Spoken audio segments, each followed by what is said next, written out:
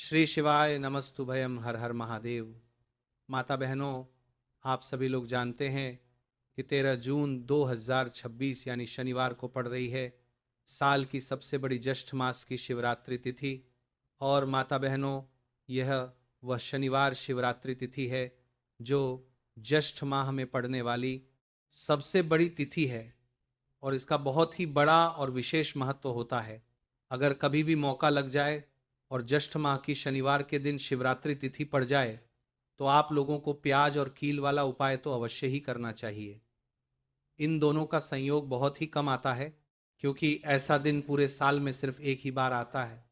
तो माता बहनों, ज्येष्ठ माह की सबसे बड़ी शिवरात्रि तिथि को आप लोग इस प्याज में कील गाड़कर उपाय को जरूर करें। बहुत सारे लोग होंगे जिन्होंने प्याज में कील गाड़कर उपाय को ना किया हो, पर माता बहनों, आपके पास एक आखिरी मौका बचा हुआ है जो कि 13 जून 2026 ज्येष्ठ माह की शनिवार शिवरात्रि तिथि के दिन है। तो इस वाले उपाय को जरूर कर लेना ताकि आप लोगों के हाथ से यह मौका ना जा सके और आपको इस उपाय को करने का फ्लिप मिल सके। माता बहनों, यह उपाय आज हम आपको बहुत अच्छे से समझाने वाले हैं। इस वीडियो को देखने के बाद इस उपाय को समझने के लिए आपको कोई और वीडियो को देखने की जरूरत नहीं पड़ेगी। तो चलिए उपाय को शुरू करते हैं। देखिए, ये जस्ट शनिवार शिवरात्रि तिथि के दिन ये इतना खास होता है, इतना महत्वपूर्ण होता है। देखा गया है कभी कभी बड़े बड़े पूजा पाठ अनुष्ठान से जो मनोकामना पूर्ण नहीं होते, वह इस ज्येष्ठ माह की शनिवार शिवरात्रि तिथि के दिन एक छोटे से उपाय करने से ही आपकी मनोकामना पूर्ण हो जाती है। और बहुत सारे लोगों ने इस उपाय को किया भी है और उनको इस उपाय को करने का फल भी जरूर मिला है। अगर आप लोग भी इस उपाय को करना चाहते हैं तो आप इस उपाय को पहले अच्छे से समझ लेना, सुन ले लेना, उसके बाद करना, आपको इस उपाय का फल जरूर मिलेगा। और इस उपाय को कर लेने से आपके घर में चाहे किसी भी प्रकार की दुख और समस्या क्यों ना चल रही हो, आपको उसका कारण भी नहीं पता है कि भाई ये समस्या किस कारण से चल रही है, उसका कुछ भी कारण हो सकता है। जैसे पितृदोष हो सकता है या किसी भी तरह का मंगल दोष भी हो सकता है। तो इस दिन आप लोगों को ये वाला उपाय कर लेना है। ये एक ऐसा उपाय है जिस उपाय को अगर किसी विशेष दिन पर किया जाए तो भाई उस विशेष दिन का जो है वो तो हमें मिलता ही मिलता है, पर हमने उस दिन पर इस उपाय को किया है तो हमें उससे भी बड़ा फल मिलता है। और फल बहुत जल्दी मिलता है क्योंकि आप इस उपाय को बहुत ही बड़े और विशेष दिन पर कर रहे हो। तो चलिए अब उपाय के बारे में बात करते हैं, लेकिन उससे पहले आप लोगों को ये जानना आवश्यक है कि आखिर ये उपाय किस समय करना है, किस किसको करना है और कैसे करना है। तो चलिए हम आगे आपको वीडियो में एक एक करके बता देते हैं।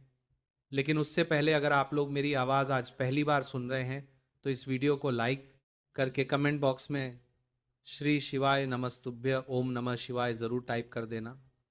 तो माता बहनों, इस प्याज में एक कील गाड़कर उपाय को हमें इस ज्येष्ठ माह की शनिवार शिवरात्रि तिथि के दिन कैसे करना है, किसको करना है, किस समय करना है और कहाँ पर करना है, ये सारे सवालों के जवाब आपको इस वीडियो में मिल जाएंगे।